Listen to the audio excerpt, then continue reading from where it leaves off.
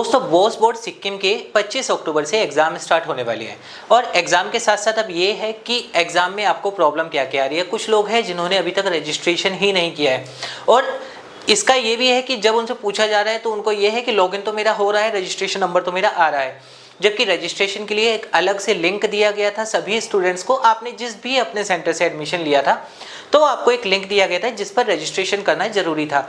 उस रजिस्ट्रेशन से आपका AON करके एक एप्लीकेशन थी जिस पे आप रजिस्ट्रेशन करेंगे। रजिस्ट्रेशन करने के बाद होना था कि अब एग्जाम के लिए आप उसी पे जाएंगे। अब आपने पहला अगर किसी ने रजिस्ट्रेशन ही नहीं किया है तो उनका वो होगा ही नहीं। फिर मॉक टेस्ट के लिए उनके स्टूडेंट्स को जब उनके सेंटर्स ने बोला गया तो मॉक टेस्ट के लिए उनको जब बोला गया तो वो पूछते हैं कि मॉक टेस्ट मेरा स्केड्यूल ही नहीं आ रहा है, your assignment is not scheduled. अब वो क्यों नहीं आ रहा है? जिसने भी रजिस्ट्रेशन नहीं किया है उसका वो ऐसा नहीं आएगा। तो अगर आप भी उन्हीं में से हैं तो सबसे पहले रजिस्ट्रेशन कर लिए। रजिस्ट्रेशन करने के बाद आप उसको मॉक टेस्ट दे पाएंगे और अगर आप आज रजिस्ट्रेशन करते हैं तो कल मॉक टेस्ट होगा। और रजिस्ट्रेशन करने की जो लास्ट डेट है 23 अक्टूबर है, उसके बाद वो रजिस्ट्रेशन होगा भी नहीं। यानी कि अगर आपने रजिस्ट्रेशन नहीं किया है तो आपका लॉगिन ही नहीं होगा, ना ही आप कोई एग्जाम दे पाएंगे। और उसके बाद आप अगर किसी की गलती निकालेंगे तो उनकी निकालेंगे जहाँ से आपने एडमिशन लिया हुआ होगा।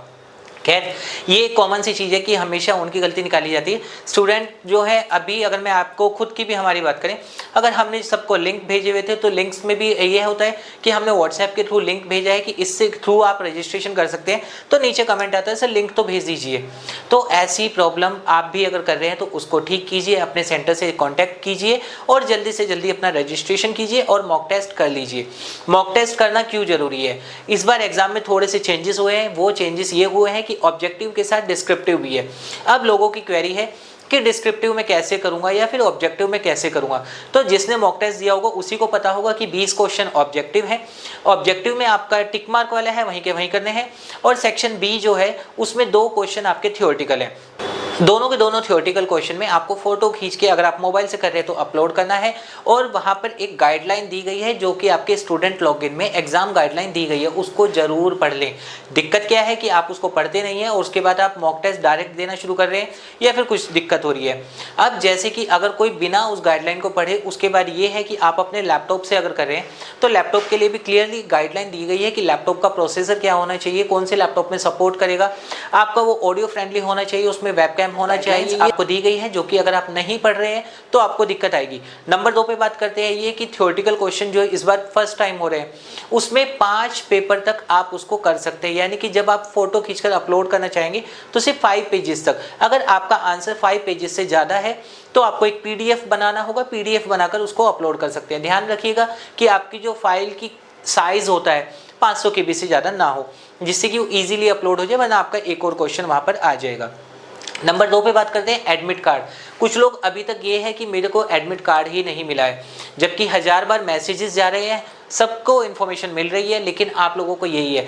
अगर आपको भी है और चलिए मान के चलते हैं आपको कोई मैसेज नहीं मिला है तो आप अपना स्टूडेंट लॉगिन कीजिए। जब बोस बोर्ड में आपने एडमिशन लिया था तो आपको एक स्टूडेंट लॉगिन मिला था, आप उसमें सिंपल लॉगिन कीजिए। लॉगिन करने के बाद एग्जामिनेशन का सेक्शन आएगा वहां पर, जैसे कि आई कार्ड आता है उसी तरह से आई कार्ड के सामने होम आई कार्ड और एग्जामिनेशन का सेक्शन आएगा। एग्जामिनेशन सेक्शन में जाएंगे आप तो वहां पर आपको आपका एडमिट कार्ड मिल जाएगा। एडमिट कार्ड पे आपका कौन सा पेपर कौन से दिन है वो सारी चीजें आप देख सकते हैं। और जिससे कि आपका ये है, मान के चलते आप 10वीं के स्टूडेंट हैं तो आपका 25 से स्टार्ट है, अगर आप 12th के स्टूडेंट हैं तो आपका 28 से है। लेकिन 10वीं में भी बहुत सारे सब्जेक्ट होते हैं, 12th में भी बहुत सारे सब्जेक्ट होते हैं। तो आपका कौन सा सब्जेक्ट का पेपर कौन से दिन है और कौन सी तारीख को है, कितने बजे है, ये सब चीजें आपको पता लगेगी। सेकेंड थिंग, उसके साथ साथ आपको ये भी है कि मान के चलते किसी का पेपर 9 बजे है या फिर किसी का पेपर 2 बजे है। अगर आपका पेपर सुबह 9 बजे है तो आपको 9 बजे ही लॉगिन होना है, अगर आपको 2 बजे है तो 2 बजे ही लॉगिन होना है। ऐसा ना हो आप 9:30 बजे अपने किसी भी सेंटर को कॉल कर रहे हैं कि मैं लॉगिन नहीं कर पा रहा हूँ, उसके बाद वो लॉगिन आप नहीं कर पाएंगे। 9:15 तक आप या 2:15 तक आप कर सकते हैं। उसके बाद बात करते हैं पास की। जैसे कि आपने मॉक टेस्ट दिया था तो मॉक टेस्ट में सबको एक पास की मिली थी जो आपके सेंटर से आपको दे दी गई होगी। बट अगर आप अब रोज जो पेपर होंगे उसमें क्या सेम पास की होगी? बिल्कुल भी नहीं। आपकी जो पास की होगी, जहां पर आपका एडमिट कार्ड आ रहा है उसी के नीचे ऑप्शन आता है पास की का। पास की पर जब आप क्लिक करेंगे तो एक पीडीएफ फाइल ऑटोमेटिकली मोबाइल में डाउनलोड हो जाती है। उस पीडीएफ फाइल में हिंदी का पेपर है तो उसकी पास की क्या है, इंग्लिश का पेपर है उसकी पास की क्या है, इकोनॉमिक्स है, सोशियोलॉजी है, जूलॉजी है, बॉटनी है, केमिस्ट्री है, हर किसी सब्जेक्ट की पास की उसके सामने लिखी हुई है।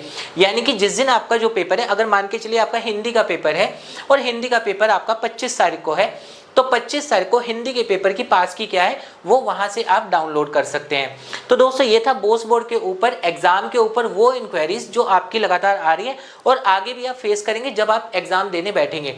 तो इसको जल्दी से जल्दी सॉर्ट आउट कर लीजिए, सारी चीजें अपनी पहले से पहले प्रिपेयर कर लीजिए जिससे कि आपको ऐसी कोई भी दिक्कत ना आए।